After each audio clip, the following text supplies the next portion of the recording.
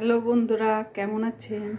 আজকে আমি চাল কুমড়ো দিয়ে এই মুসুর ডাল করব। মুসুর ডালটা এখনো ধুইনি, তবে চাল কুমড়ো যেহেতু একটু শক্ত শক্ত থাকে আগে সেদ্ধ করে নিচ্ছি, তারপরে আমি মুসুর ডাল বেশি টাইম লাগে না তো পরে এটা নুন দিই।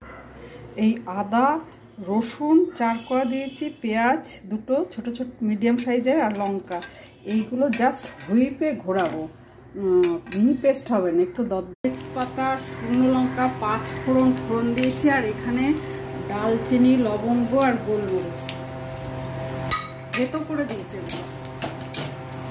এবার এই হুইপে দরদরা করে পেঁয়াজ রসুন আদা কাঁচা লঙ্কা এগুলো দিই।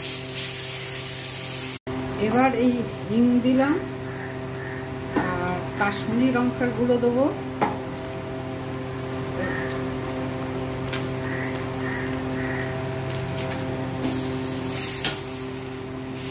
ভেজানো মসুর ডালটা দিয়ে দিলাম, আর একটু গরম পাঁপড় দিয়ে, চাল কুমড়ো দিয়ে ডাল হচ্ছে তো, পাঁপড়ে কুচি কুচি করে দিয়ে দিলাম।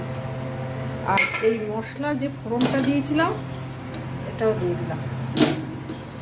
এবার একটু কাঁচা সর্ষের তেল দিচ্ছি, আর এই দুটো পাঁপড় এমনি কাঁচা দিয়েছিলাম ছিঁড়ে ছিঁড়ে, আর একটা পাঁপড় আগুনে সেকে গুঁড়ো করে দিই। এই যে চাল কুমড়ো, মুসুর ডাল আর পাঁপড় দিয়ে ডাল তৈরি।